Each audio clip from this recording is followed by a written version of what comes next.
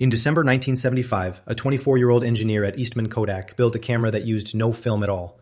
It was the size of a toaster, weighed nearly 8 pounds, and took 23 seconds to capture a single grainy black and white image. His name was Steven Sasson, and he had just built the world's first working digital camera. When he demonstrated it to Kodak's executives, the reaction wasn't excitement. According to Sasson's own later accounts, he was essentially told it was cute, but not to tell anyone about it. Kodak didn't fail to see what filmless photography could become. Its own engineer had just proven it was possible, inside its own research lab. The problem was that Kodak understood exactly what it meant, and that was precisely the issue. At the time, Kodak made the overwhelming majority of its profits from film, chemicals, and photo processing, not from cameras themselves.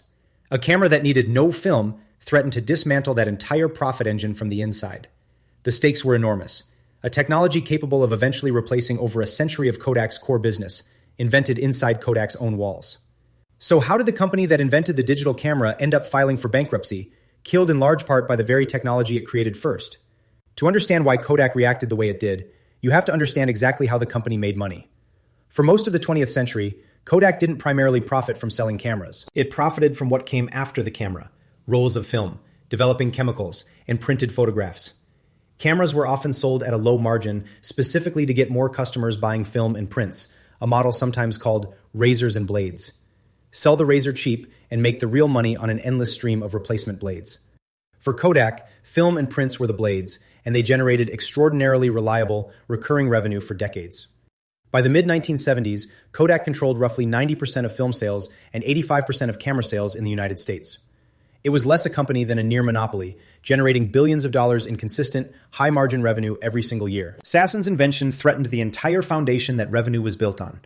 His prototype used a Fairchild charge-coupled device, a CCD sensor, to capture roughly 10,000 pixels of image data, in almost absurdly low resolution by modern standards.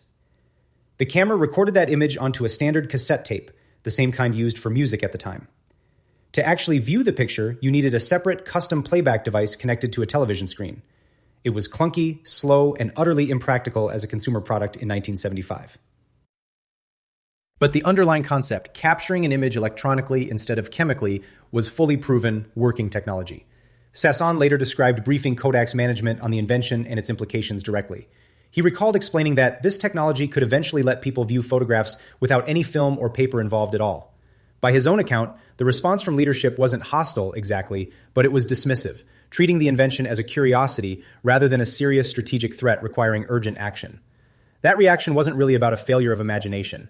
Kodak's leadership understood the implications well enough to be cautious about them. The company's internal incentive structure simply wasn't built to reward cannibalizing its own extraordinarily profitable core business, even in the name of long-term survival.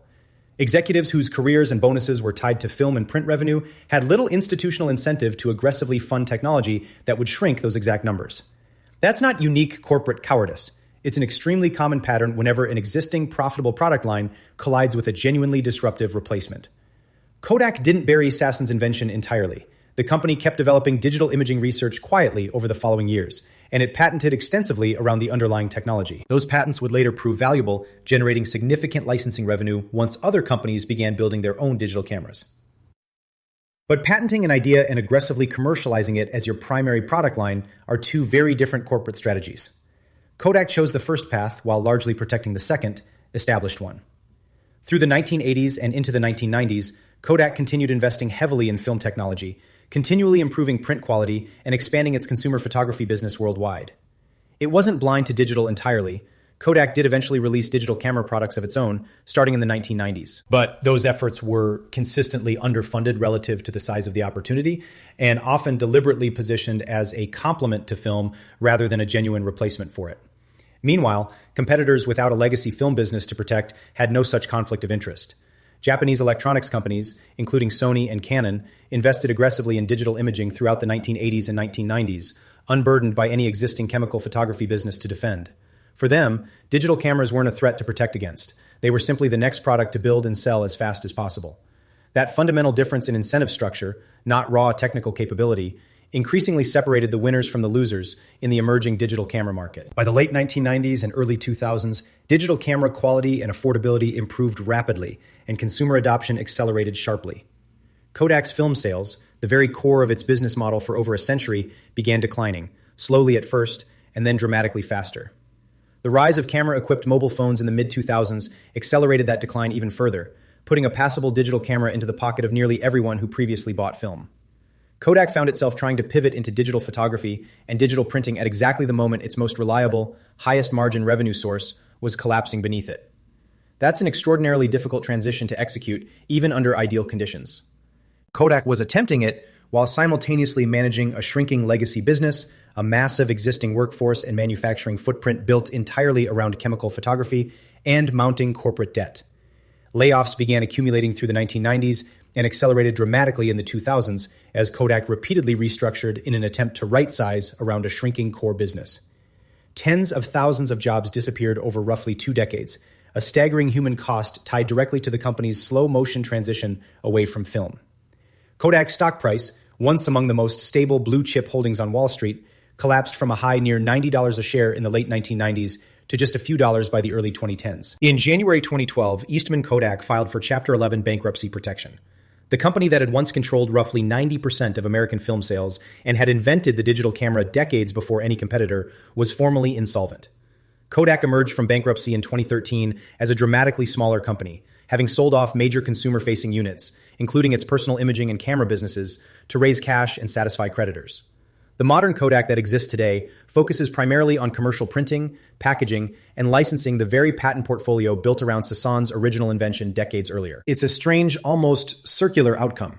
The company's most valuable remaining asset traces directly back to the technology its own leadership once treated as a curiosity not worth pursuing seriously.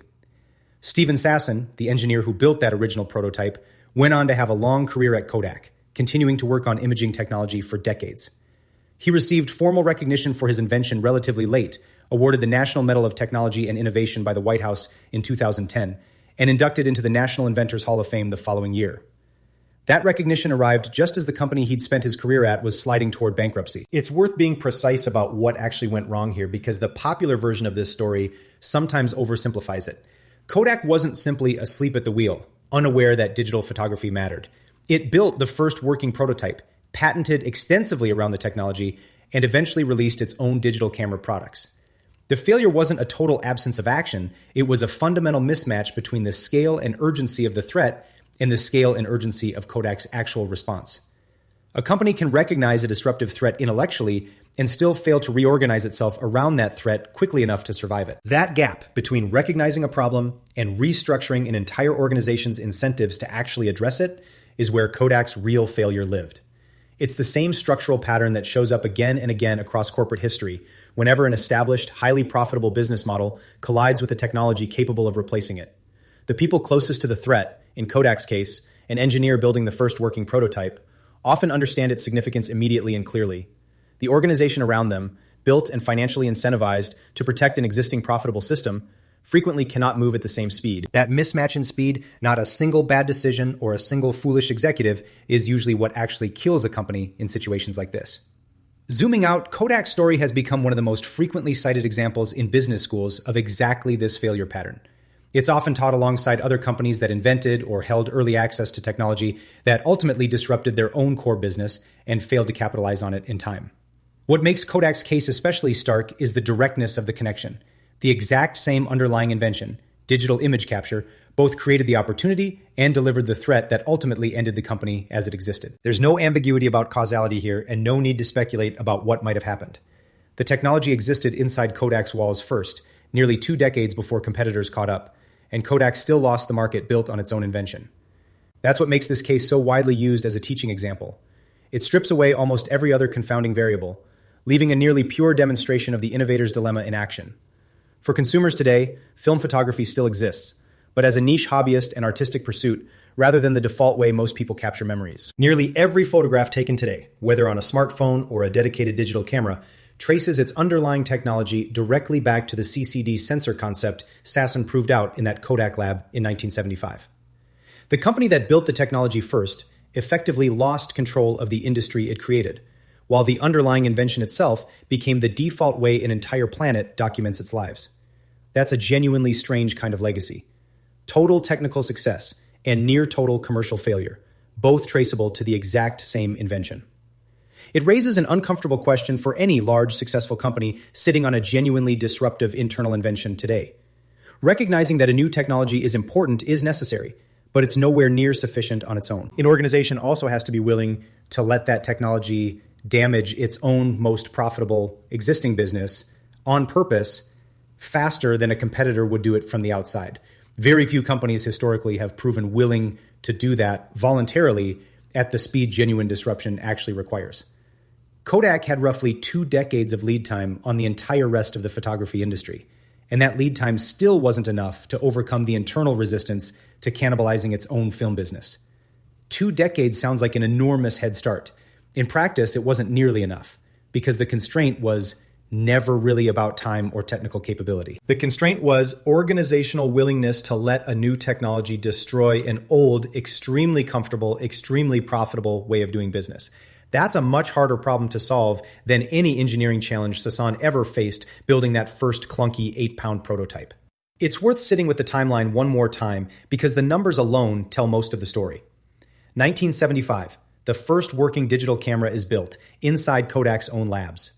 2010 and 2011, the engineer who built it finally receives national recognition for the invention.